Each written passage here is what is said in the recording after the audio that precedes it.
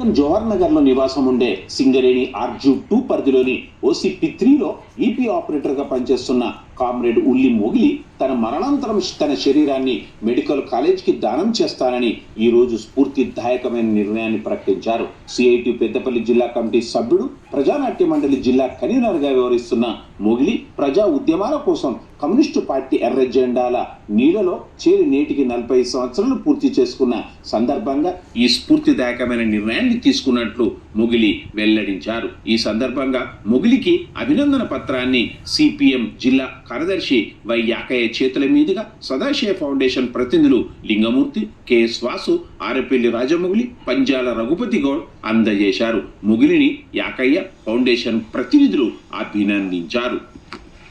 అసలు నవ్వుకుడు ఎప్పుడు కూడా కడపండి. అసలు ఎంత బ్రహ్మాండమైన నిర్ణయం తీసుకున్నాడు ఆయన.